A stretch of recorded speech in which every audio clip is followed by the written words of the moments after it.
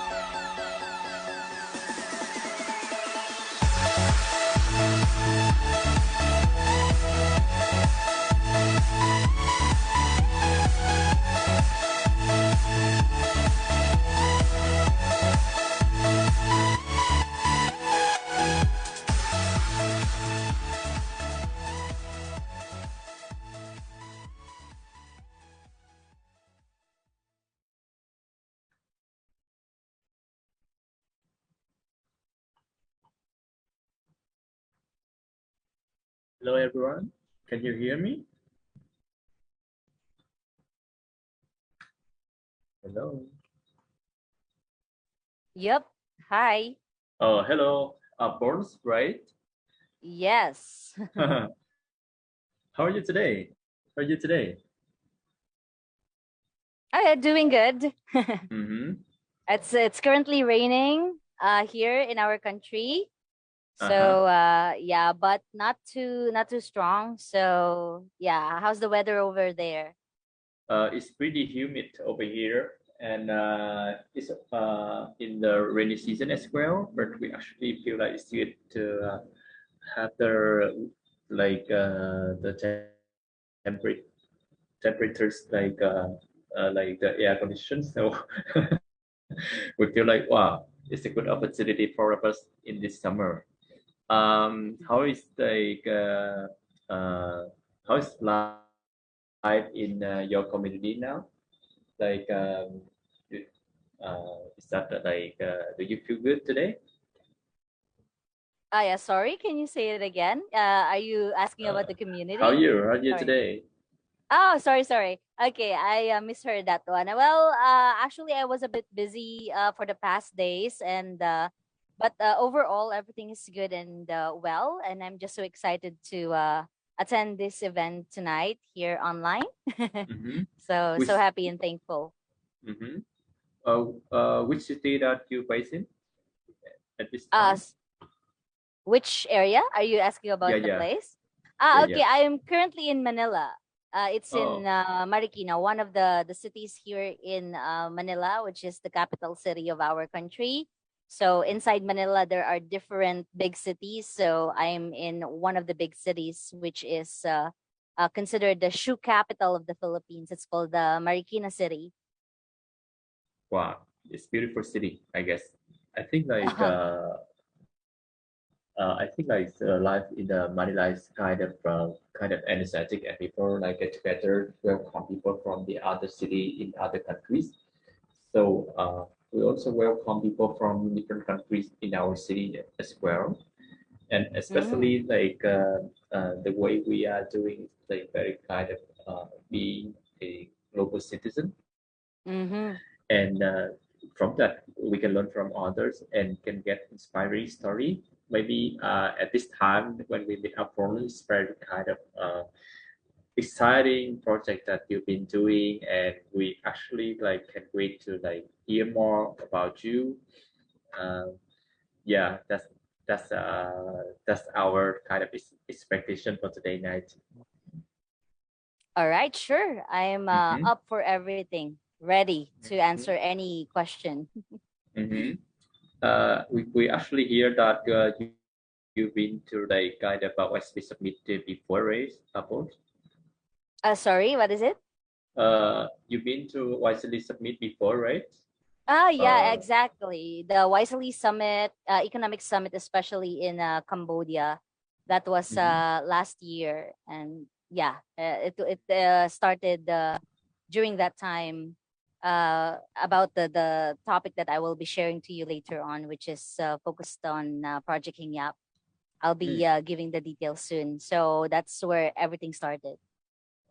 So you kick off the project based on the submit, and you got the opportunities and ideas from that, right? Right. Okay.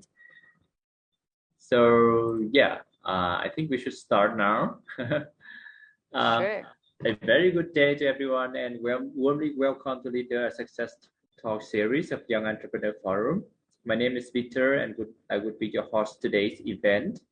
In support of young entrepreneurs and partners, we are very happy to deliver meaningful solutions for today's young entrepreneurs. First up, I would like to deliver my affectionate and warm greetings to all of you, and thank you for your taking time off your busy schedule to join us today. And this is our Welcome to Young Entrepreneur Forum, hosted at Zoom application and Facebook. Ladies and gentlemen, following the great success of the last event, Young Entrepreneur Forum has successfully delivered talks that impact on young people who would like to unleash their own potential. And today we will meet Miss Apols. Apols holds a degree in mass communication from Central Philippine Universities in Iloilo City, and has further honed her expertise through specialized studies in agro entrepreneurship and sustainability. She actively participates as a member of a prestigious group, including YCLE, the Rural Farmers Group, and the ASEAN Youth Organization. Upton stands as a prominent figure among young business leaders in the Philippines.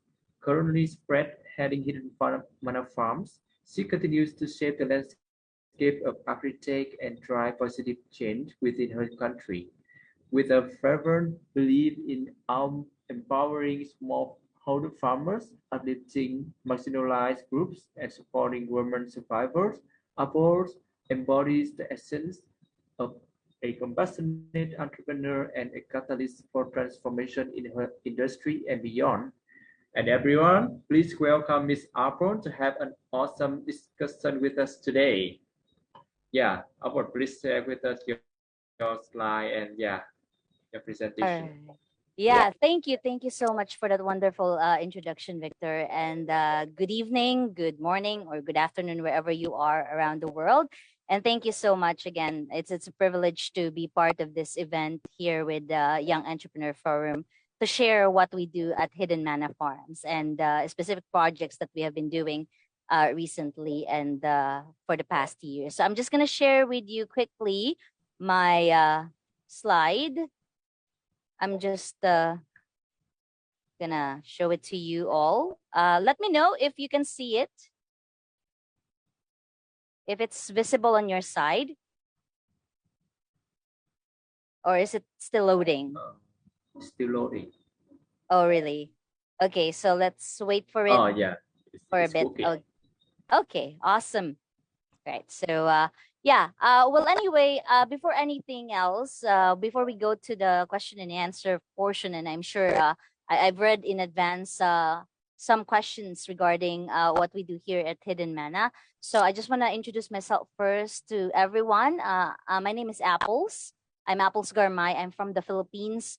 And just like what was mentioned earlier, I am one of the entrepreneurs, specifically a social entrepreneur here in my own community. and I am currently the founder and president of Hidden Mana Farms, which is an agritech based startup whose mission is solely focused on providing opportunities to smallholder farmers in the rural areas of my country. So, aside from that, aside from agriculture, I also advocate on education, especially the young generation, women economic empowerment, as well as at the same time supporting women survivors of abuse and exploitation. And as for my previous career, I was a former radio reporter in a local radio station in Iloilo, where I graduated. And also, I used to work as a college instructor teaching English subjects to different students. And I've also worked with different companies ranging from different industries, from IT, human resources, FMCG, and currently, if I'm not busy with my organization or even with She Lead Southeast Asia, I'm also a part-time English teacher. All right, so I think so much for that part. Now, I just want to share with everyone here and wherever you are right now, Hidden Mana Farms. Right, so as you can see in here, this is Hidden Mana Farms, and what we do is we cultivate abundance, one rural community at a time. And it is we focus, like what I mentioned before, on empowering our rural communities, specifically rural farmers. So the reason why we focus on that is initially, I have seen the problem. I grew up in a rural community, and I've seen when I was younger all these problems occurring in my community, especially the cocoa farmers or even other types of farmers, even if they're not cocoa farmers. So the main problem that they always face for many decades is always the unfair income. So imagine that in five out of Filipino cocoa farmers, there would be three out of five Filipino cocoa farmers who will be identified as below poverty line. So poverty is just one of the issues in our community, in the communities that I'm handling right now, especially with Hidden Mana Farms. So as you can see, there is also like a problem among customers around the world, which is more on food safety concerns, wherein 1 out of 10 people or worldwide fall ill, especially when eating contaminated food. But tonight, I'm going to focus on our cocoa farmers, the focus of our organization here at the Hidden Mana Farms. So let me share to you briefly the challenges that are prominent among the rural farmers here in the Philippines, and the sole reason why we have established Hidden Mana. So initially, as I've mentioned earlier, so most of them are really suffering from low income, and you wouldn't believe that these people are earning only less than let's say I think around $36 or not even more than that every month out of cocoa farming, when in fact cocoa farming is considered to be one of the most lucrative agribusiness in the agriculture industry. But I'm going to share to you later why. So at the same time, aside from low income, they're also suffering from agricultural competitiveness. So this one focuses more on their ability to be competitive in terms of quality, the quality of their products, the usage of new tools, machineries, and materials, and even their knowledge on the different products that can be used or can be created out of coconut. And at the same time, another problem is the market opportunity. So since they are in a rural area, so of course there is a limited access to bigger markets.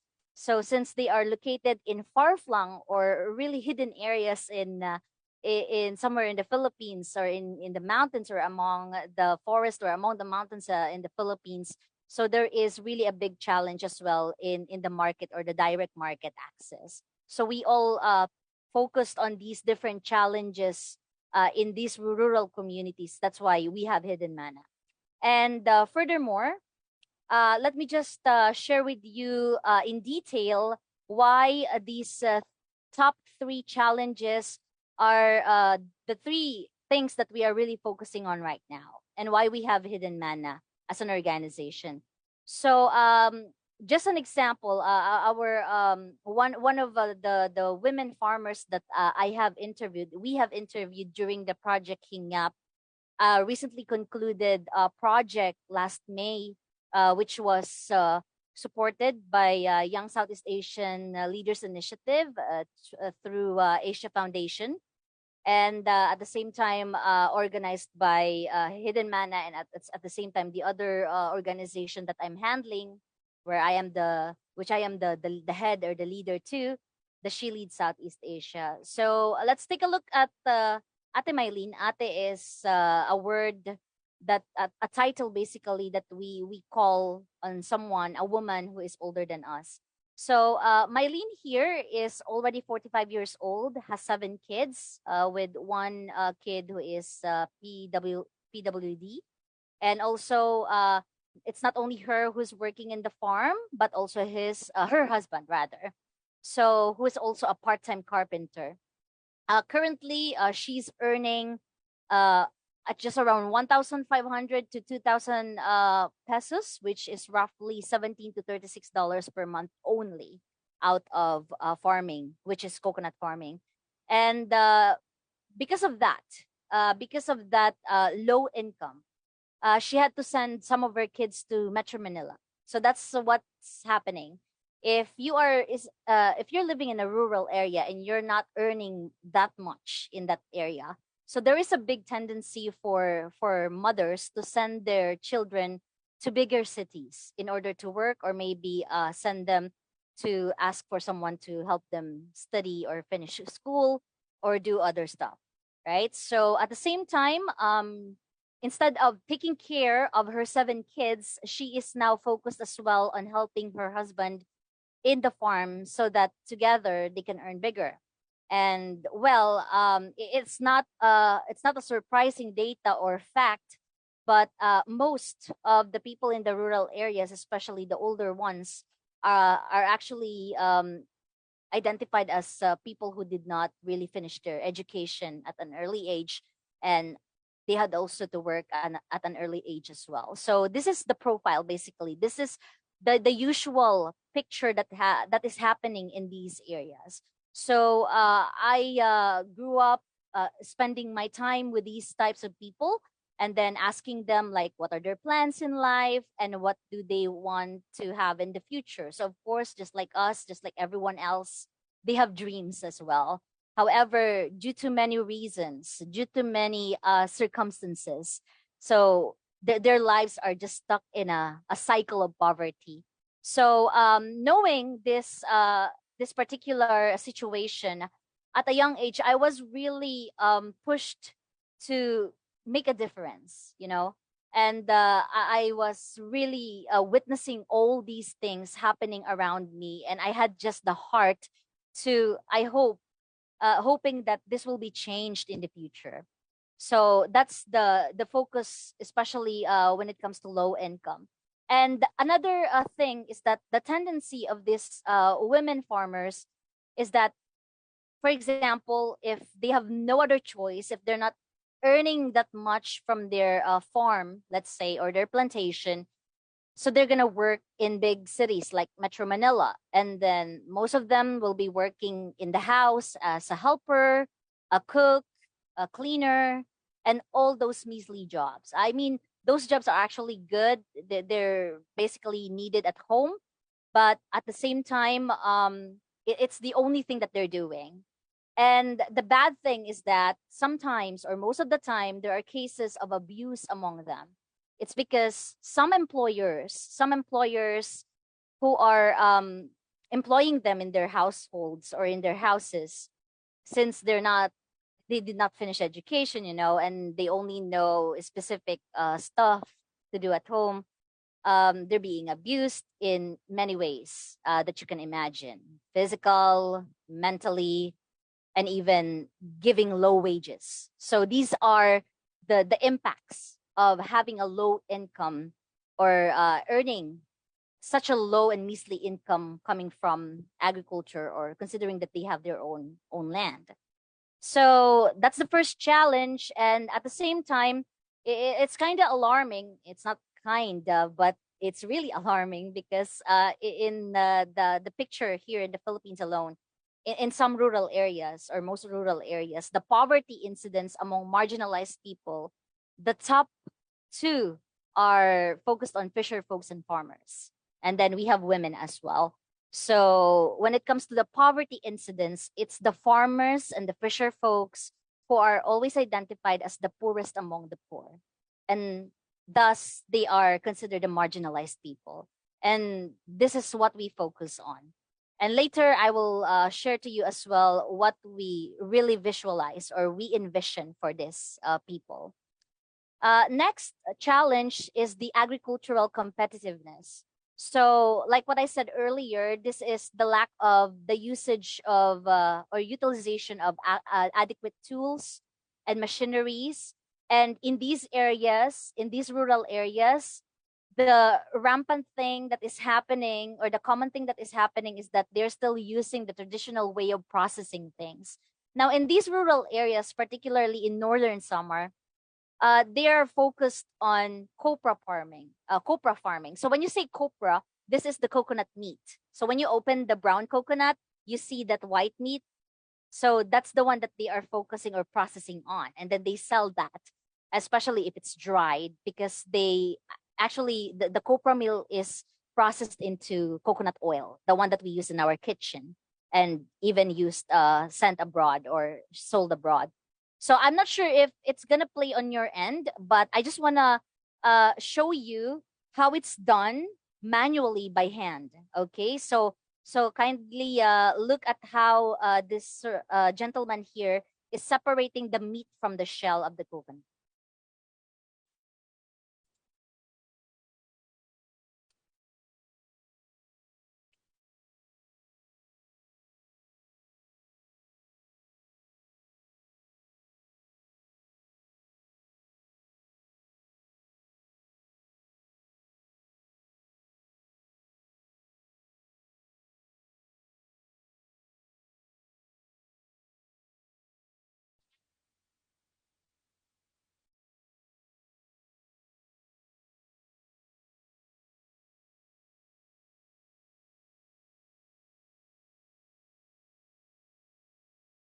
Okay. So, well, anyway, I'm so sorry there was no direct translation of that one. But basically, what I was asking is, what was he doing? And he said he was separating the meat from the shell. And I asked him, why are you doing that? And he answered that the buyers or the traders will not buy a coconut meat that is still inside the shell. So, as you can see, they have to remove and separate the two different parts, and they will just retain or get the essential part, which is the coconut meat, and that's the one that they will sell to the traders, and that's the one that is used as cooking oil or the coconut oil. So as you can see, it's still very traditional and still using hand, right? Very manual labor. And this is also one of the things that we are also considering here at our organization. So we want them to somehow learn of the different processes. In other countries, definitely everything is done through machineries, right? So you can seldom see people using manual labor.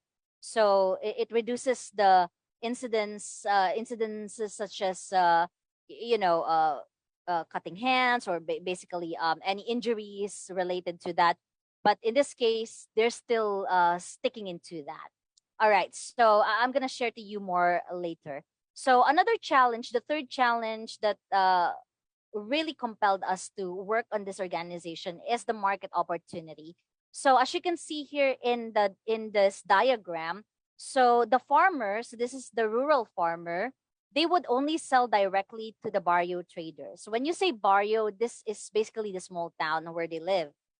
And the barrio traders will buy it only for a very low price. So in that area, the area the target or the project area where we had our where we conducted our project recently, the buyers only buy the copra per kilo from the farmers for only 12 pesos, which is less than $1, 21 cents.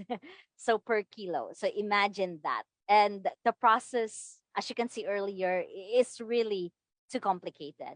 And at the same time, these barrio traders will sell this to the town traders right over here at a bigger price. And then the town traders will be selling it to other big producers or other bigger millers or traders at a bigger price. So you can see the uh, unfair treatment of the middlemen. We call this the middlemen, who don't provide the actual price for the effort that the farmers are doing. So there's a big difference, right? It's very unfair for the young or the rural farmers.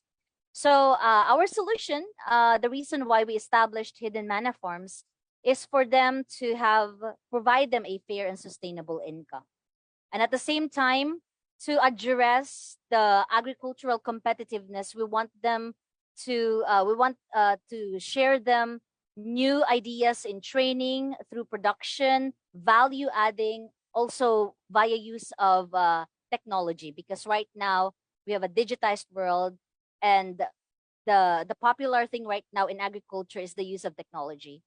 And at the same time, we want them to experience getting out of poverty by buying it directly, or they will sell it directly to the markets through us. So that's what we see as our solution. In order to cut those middlemen, in order to remove the cycle of poverty, and for them to be more competitive in the market. So that's the reason why we have established hidden mana farms. So, of course, what we do here at Hidden Mana Farms is very in line with the SDG goals of the United Nations. So we target four. We focus on the four SDGs, such as no poverty. That's the first one that we focus on. Decent, to provide them a decent work and economic growth, because they're not only gonna focus on one product, which is copra farming or copra processing, but they'll be able to see all the other usage of coconut or any other product that can be made out of coconut. At the same time, of course, we focus on gender equality, because of the fact that women in these areas are only owning um, less of the land coming from their household, right, or coming from their own inheritance.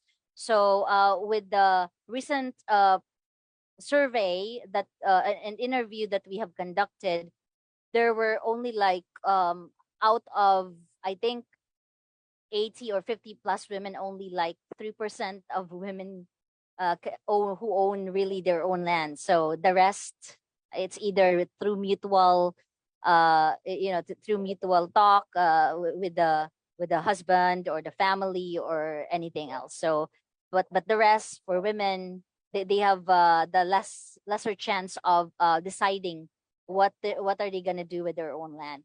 And at the same time, of course, we want to be as sustainable as possible, and we want our consumers and also our partner farmers to achieve responsible production, since of course we're not only like producing materials out of coconut, but at the same time utilizing everything as much as possible, because coconut is considered as a very sustainable kind of plant or material. And at the same time, just to give you a quick snapshot of our target beneficiary, our initial beneficiary, our partner farmers from a certain town or small town in Northern Samar, and that is the Barangay Nagooacan. So they're considered as the last frontier of the area, meaning to say that they're the last place that had been developed. A good thing right now, they have electricity, they have Wi-Fi somehow, but not that strong. So there were developments all throughout the years, which is a good thing, which is a good progress. But still, the income of every family in the area is still at the same amount, so it didn't change at all. That's the reason why we went there recently. And for their profile, as a quick snapshot right here, there were only around 900 plus residents, and the main occupation of every family or everyone in there is more on copra farming or abaca. Abaca is the Manila hemp. It's the fiber from the body of the banana. And also, of course, there's rice land, other vegetable crops, and other things. And as you can see earlier in the video that I have shown to you, they're still doing the traditional way of farming. So no intervention yet of any kind of machinery or even the latest technology that we have right now. Okay, yeah, I think earlier we have, or I have somehow gave an idea about Project HINGYAP. So just to give you again an idea, Project HINGYAP was made out of the support of YC and the U.S. Department of State through the organization of She Leads Southeast Asia, in which I am also the leader. And of course, in collaboration with Hidden Mana Farms. So actually, this Project Hingyap is not the only project under She Leads, but it is actually a campaign because we focus more here on women economic empowerment. And at the same time, I have my team members from other countries in Southeast Asia, such as in Thailand and also in Indonesia, who are also working on their own projects because this is a big campaign for the women economic empowerment that we focus on. So at the same time, for this Project Hingyap, we really personalized it, or we really focus more on women. But surprisingly, the thing about Project Hingyap, by the way, when you say Hingyap, it is a local word for hope. So Hingyap in this area, the area where we had this activity, they're speaking a different language. One of the local languages here in the Philippines, it's Waray. So we just incorporated the word Hingyap because they're very familiar with that. So hope, because it definitely translates to hope in everything, right? That there's still hope even in the dying state of agriculture in their area. So under She Leads C and the YCLE, we have conducted this one. Initially, we had our activity of sharing knowledge, information among women farmers, as you can see in the first picture in here. But surprisingly, the men, their husbands, heard about the opportunity and they said, "Can we join in?" And then they said, and then of course, so we don't just choose anyone. I mean, we don't limit our event to women only, but we also acknowledge the participation of the very supportive partners, the husbands of these women farmers, because we believe here at She Leads and at Hidden Mana that men can really contribute in the support of women economic empowerment, right? So of course, one of the highlights there is that when I extended another week of stay in that area, because we gave them seeds for as a token of appreciation for attending our event, and it's so good because they were all attentive to the discussion, to the event itself, and they want to know more. It shows that they're really hoping for something better for their community and for their lives. So some of the women farmers, they planted already the seeds that we have given. So surprisingly, after 3 days, it already sprouted. So that adds up to the idea of hope that we are extending to them and the hope that they have in their hearts, right? So that's the project all about, a Project Hingyap. Well, anyway, for this one, I just want to share with everyone how big is the potential of coconut.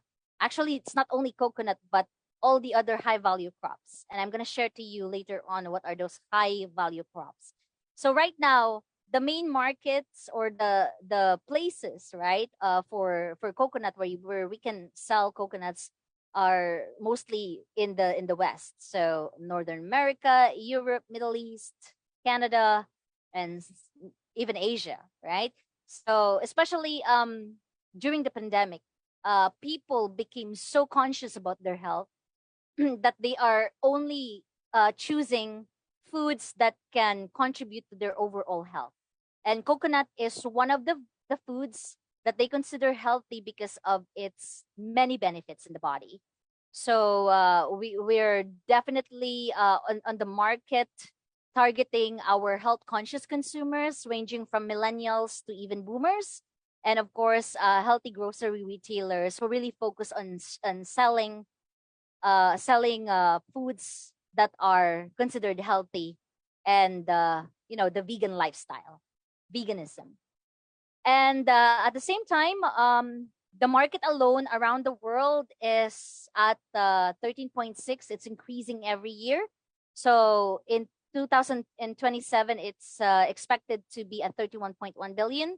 So there's definitely a big hope for our farmers in the rural areas who would like to share or give their produce directly to the market, or sell their produce directly to the market, not only in the local but also international. So the one I said earlier, the high value crop. So we're not only focusing on coconuts, we're also focusing on rural areas that also have mangoes, cocoa, the abaca or the Manila hemp, or the fiber coming from the banana stalk or the body or the stem of the banana, and also seaweeds, because the demand of these high value crops is really high, are all around the world. So those are the things that we are also looking for, and trying to extend our initiative for as well. Just sharing with you, to everyone, I'm so proud with my team, the Hidden Mana team, the people who are really working hard to make this organization work on so until now. So I have my different people, my coworkers and my teammates under Hidden Mana, who's working in different departments in operations, even my business advisor for the marketing. We have our agriculture consultant, our project development head, and even our officer, statistics officer. So they are the reason why the organization is still running. And at the same time, I was mentioning about the technology that is involved in our organization. So this is currently what we're doing. This is what we call the farmers app. We call it the Lubi app. Lubi is a local word for coconut. And this is part of what we do, or what we offer as a part of a training exclusively for our farmers, that they will be able to get a hold of technology on their hands, and become competitive in terms of quality, and in growing their own produce or products. I'm not gonna go into details yet, because we're still working on this one. But this one, the basic idea is that it's AI based. So we're putting on machine learning and AI in this particular application. But at the same time, uh, it's inclusive, because it's gonna be in their local language, so they can understand what the app is saying. And at the same time, it can be used even without internet connection.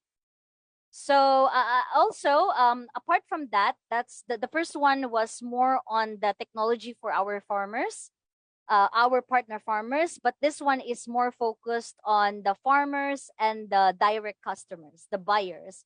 So blockchain, when we say blockchain, a lot of people would think about cryptocurrency, but it's not always cryptocurrency. When we talk about blockchain for supply chain, especially in agriculture, we're talking about data and transparency.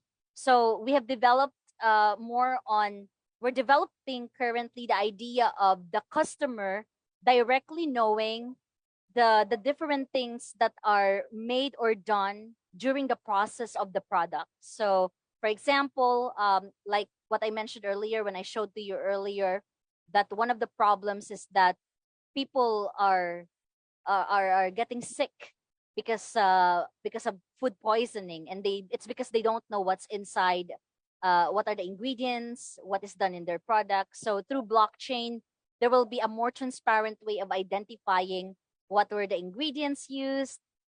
Is it like certified? Is it sustainable? Did it undergo organic farming, and all the other important details.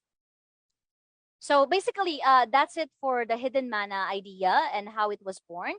And if you allow me, on July 15th, especially for our event as well, we're gonna have our webinar. It's a webinar, international webinar, with speakers coming from different Southeast Asian nations and even someone from the US. So investing in women, investing in the future. We're not only inviting women but also gentlemen to please join us and learn more about how investing in women can really mean a lot in the future. So yeah, that's it. I think I have already talked about a lot of things or lots of things about Hidden Mana Farms. Thank you so much, and please do follow us in our social media accounts. We do have Facebook and even Instagram. So if you have any questions or maybe any collaboration or partnership in the future, so you may send us an email or a message in all our channels. Yep. Wow. So thank you. Thank you, everyone. It's an honor to share to everyone what we do. Wow. Thank you so much, Miss Apple. It's very like kind of a profound speech that you gave to us, and we learn a lot from that. We also got some questions from our audience who would like to get some sharing from you. We got one question from Wayo. Do you provide them with modern tools? Oh, yeah, exactly. Thank you for asking that. Of course, since we are an organization, we're the one who will provide them with all the modern tools, especially for training. And it's going to be a contract based. So, for example, they're going to be under contract with us for, let's say, maximum of 2 years or 3 years. And within those years, we will be in charge of training them, teaching them, adding value to their products. So they have the freedom to get out.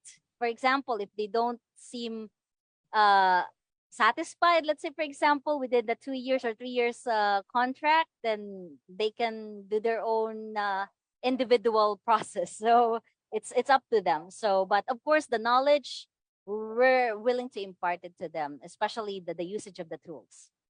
Oh, thank you so much. We got another question from Hanbin. How can you get them to follow these new methods? I think they will be skeptical of these methods. So it's like convincing about something. Yeah. Yeah, exactly. Thank you also for that question. So that's the good thing. And the recent activity that we had in Northern Samar, we were able to have a chance in conducting a survey among these farmers about their readiness in terms of using all these methods, including the technology. And the good thing about it is that they're ready, and they're the ones who will tell you like, when are you going to come here again next time for the training, for another project for training, because we're ready. And then we keep on asking like, are you really ready to touch on these new tools, to touch on this new technology? Of course. And you can see the willingness in their eyes, in their among them, because of the experience. I've been talking about like, they're already have given up in many ways that they have done before in their own lives, in their own processes, and it's still the same thing. It's still the same cycle of poverty. So the good thing is that the willingness is there. That's the most important thing. You can get you can let them follow to what should be done, or what should be for them, especially on the training and the introduction of these tools, or even the machineries and technology, because of their willingness. So that's the most important thing, because if you introduce only to these people um these yeah, we have technology, we have these tools right now, we're willing to teach you, but if there's no willingness, so it will be useless. So yeah. Wow. Thank you so much. So it's like experience is the key to help people to change their own different viewpoint of that problem, and help them to kind of like hold that problem and get them see it and touch it or doing something about it. And it's Right. like they can have their own thinking and feeling about that, and then they can make decisions. Wow. The next one question we would like to have is like, what are the future plans of your project in the future, like expanding or making a new project more sustainable? Yeah, exactly. So for our future plans, actually there is already a plan incoming. So we're just gonna establish it by next year. So the first project that we had is more on knowledge sharing, and also for them to know to know their understanding, their willingness to join in this kind of training or this kind of endeavor. And it's a good thing. It was a positive thing that we gathered from them. So the next project would be more on training them directly, and at the same time giving them an idea specifically like how it is going to work, because we just established the expectations first, and then this time the next project will be directly working with them. And the good thing is that we're talking around the clock with different people who are willing to really participate, even investors, funders, and other stakeholders. So it's going to be an exciting opportunity again for them. Yes, it's like meeting new key partners can help us to expand our project further without Yeah. any kind of basic expectation that we imagined before, because they got their own resources can help us, and then they got their own people to assist us in more kind of new opportunities. Yeah. And another one question we got is like I need to combine two questions to into one because they quite similar. It's like why did you create the app for farmers and how can they use the app easily and how long does it take to create that app? Yeah. So regarding the app, right? So as for the app, believe it or not, I was the one who made it. So I just did. I have already the idea in mind, and somehow with my experience working in the IT before, I had an idea about designing the UI and the UX, but not really into that. But at the same time, I had an idea in mind what should be done. What is the need? What are the needs of the farmers? So for that, it took me, I believe, a total of 4 months in designing and in creating the idea. And then at the same time, how can I connect the idea of using this and what are the contents, how it will be processed, how it will be done, what are the needed things to combine, and how it can be customized to our farmers. So it took me like more than 4 months, actually, not really years, but actually months only. And the good thing right now is because of the invention of AI, it's actually easier for only one person to create any kind of application as long as you have all the right tools. So that's the good thing about it. And also, why did we create the farm app? uh like what I said earlier, right now the trend in agriculture is really using technology. So we've seen people use drones, right? um Farming without soil, hydroponics, or even aeroponics. So these are the new ideas in agriculture that we have to learn, that we have to adapt, because our world is changing rapidly. And if we're going to only focus on traditional farming, our farmers will be left behind. So, with the changing world that we have right now, we ought to also change our ways by adapting to the new technologies that we have right now available, because these technologies will help further our farmers create a better product or create a better fruit, right? Don't worry, it won't hamper, it won't change it won't replace their work. It will eventually help them with their jobs. So that's the focus of our invention or creation of the app itself. The app itself is used as farmers uh, production management, or more on just helping the farmer identify what are the things that needs to be done. Like for example, if you take a picture of the plant, rather, if you take a picture of the plant, for example, there is a problem, so the AI will identify that. And for example, okay, this plant needs uh more sodium okay, or more on this chemical, or maybe more on this kind of caring. So instead of the farmers going to the agricultural officer, because they're living in a very far away place, and the agriculture office is in the next town, so it takes 4 hours to get there. So of course, are they gonna wait for that agricultural officer to tell them what to do next? So their plants are going to die already. So they can have it directly, and do everything that needs to be done without the not really the help, but intervention of any other things. Directly, they will be able to solve the problems that they are facing in terms of their production, or their farm, their plantation. Mm-hmm. So it's like the app is like the tool can help us to collect enough data and make decisions based on that. More than that, it's like Right. Real. applicable for people who live far away from the main center of the main area in the city. So Yeah. it's we Real can do a lot time. of yeah, we can do a lot of things about logistic and other things. Mm-hmm. Uh, Thank you so much. And the next question we got is like, is creating an app of using AI technology for farmers an urgent method for farmers, Lynn? Oh, okay, good question. Well, yes and no. Okay. Yes, because to be honest, the potential of AI in agriculture is really big. And like the process that I said earlier, it's going to be easier for farmers to identify the problems that need solutions.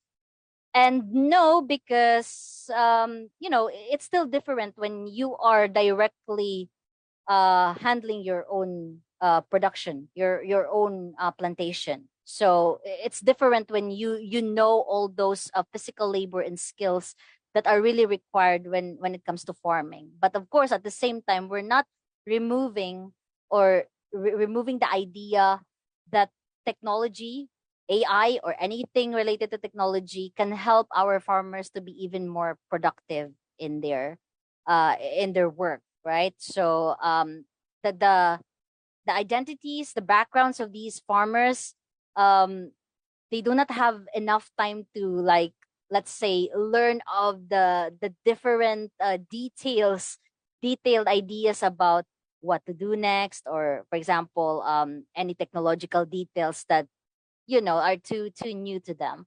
So AI in itself, of course, there are some bad sides and good sides for AI, but in my case, in my own opinion, AI in terms of agriculture can really help a lot our farmers when it comes to identifying um, more accurate solutions to their daily problems.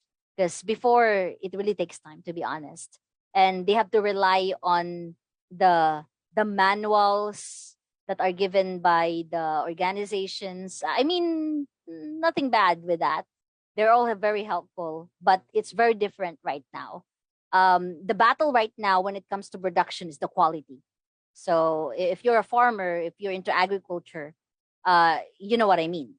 So quality, especially when you are selling internationally, people are looking towards good quality, not only good quality, but farmers or farms that practice sustainability, okay, or sustainable practices in their farms. And at the same time, of course, how it impacts the people. People nowadays are nowadays are really focused on what's within, right, more than just like outside. So if you know what I mean. So thank you for that profound answer. We got another question from people on Facebook. It's like, can you show logistic problems in your business? Okay, so thank you for that question. Of course, one of the logistics problem before, actually before we conducted our project Hingyap, over the years we had difficulty with one thing. It's the logistics, because the area, since it's a rural area, there was no highway. And people were literally climbing mountains and walking 4 to 5 hours carrying on their back sacks of copra. So that was the hindrance that we had. We had all the necessary ideas and tools to push through the project, but that was the only problem. But right now, the good thing, when we visited there recently, there was already an ongoing construction of the national highway, and I think it's about to be finished this year, with all high hopes, so that we can continue with the project. But yeah, we're very positive with that, since the project is really ongoing. So with the logistics, in terms of logistics, it's gonna be really easier if there is really, of course, the creation or the construction of the infrastructure, the highway, right? So that the direct farm to market roads. But at the same time, people in these areas, how they sell or deliver their goods to the nearby towns is through boats. Okay, so they have their motorboats. But of course, the downside is that if you use motorboats, that's gonna use uh, tons of gasoline, diesel, and it's gonna add up to the amount, right? The price that the people are gonna consider when selling or when buying. So those things. But so far, with our logistics, we do have our different plans, our backup plans, our main and backup plans, and we're definitely ready for that. But the good thing is that currently there is an ongoing update and progress with the farm to market road, which will really help us a lot to continue with the project.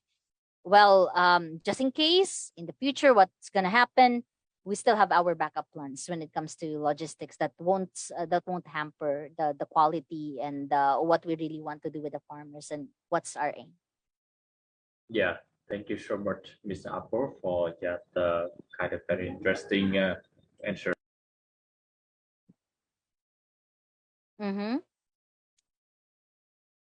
You're just So muted. it's like, Okay.